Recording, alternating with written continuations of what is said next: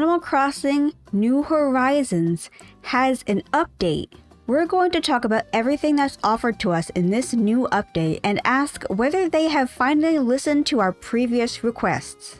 Let's get into it, starting with the Switch 2 exclusives. The Switch 2 version has a megaphone to find your villagers, which frustrates me because it was in base game New Leaf, but now it's exclusive. 12 players though. 12 players can play on your island at the same time. This is so funny. I don't think I've had more than 2 people on my island, so this has to be for content creators. They didn't say anything about optimizing the plane ride over 2, so Switch 2 players can have fun with the 30-minute wait time as they try to get their 11 chat members on their island. Good luck, live streamers.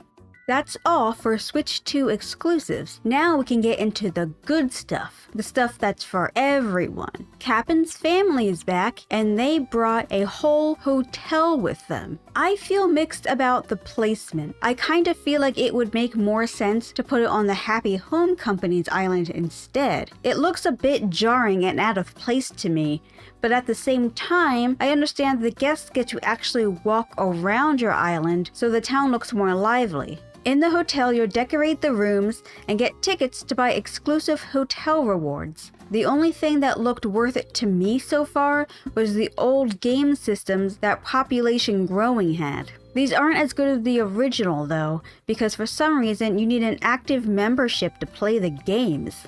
I also wondered why they didn't bring the minigames back, but the more I think about it, the more I realized why. Money. The minigames were a whole different gameplay aspect, and they want you to focus on the decorating only. That's why we can decorate villagers' houses, decorate Harvey's cabin, have Happy Home Company and the hotel now, and then the new Slumber Island feature we'll get to. They're making it clear that this is not a neighborvania game like it was in Population Growing. This is a decorating game with glorified talking pets.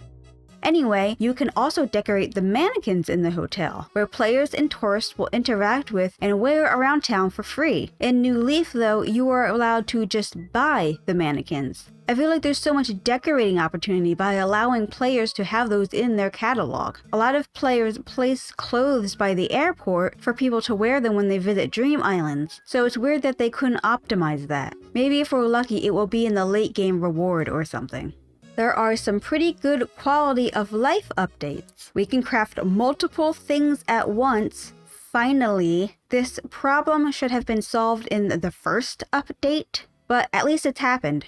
We get 9,000 storage spaces now, and plants can be stored away. This is a breath of fresh air. I have had a quarter of my island packed with plants, and it's hard to figure out what to do with that space when it's cluttered. I may actually finish my island now. Rossetti's second job has also been optimized, so we get to choose what is cleaned up rather than just guessing through the app. Thank you, Rossetti, for your essential work.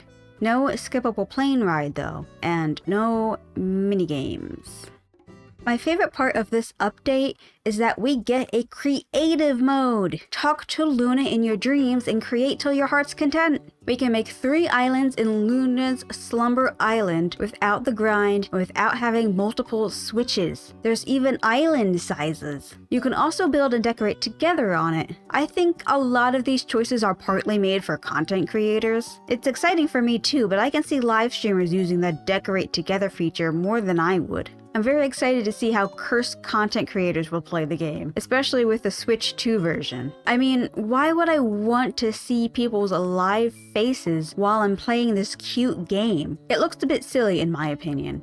I was kind of wishing that the way you would decorate inside would be changed so you can decorate easily outside too. I guess that update will come in the next 5 years, along with Gracie Grace's furniture sets.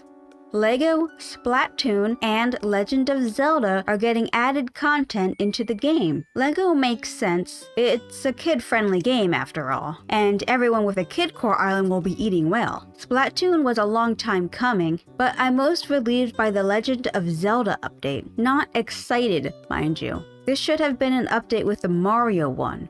Why is it only when the Switch 2 comes out? It makes me feel like they left things out on purpose since they knew they'd need a good reason to get players to return once the Switch 2 came out. I know I sound a bit smarmy, but as I got older, I realized the team that makes Animal Crossing doesn't have a passion for the genre. They basically added cheap gimmicks every time a new game was made until New Leaf. But even then, the decorating system was so outdated. With Petit Planet being a new competitor, I wouldn't be surprised if New Horizons starts to have more updates. Hoyoverse has their problems, but I feel like they listen a little more. They at least know how to impress people at launch. I genuinely thought they improved on what Breath of the Wild was missing at first with Genshin Impact, though now I feel like the games are too dissimilar to compare. I also want to note that I don't mean to pit future fan bases against each other. I'm more focused on the fact that New Horizons makes clunky mechanics on purpose to make it seem more slow and cozy, and has been doing this for at least 2 decades. Games need competition in order to improve, especially when they're being made by companies who are profit first and passion 10th. Despite my frustrations, this is a decent win for all Animal Crossing fans. I really want to start playing again and get things ready for the update. But what do you think? Are you happy about this update, or are you an old-time fan who misses parts of New Leaf? Let me know in the comments below. Make sure to check out my Etsy and follow my Instagram for my new comic about black girl fairies in the zombie apocalypse. I'll see you next time!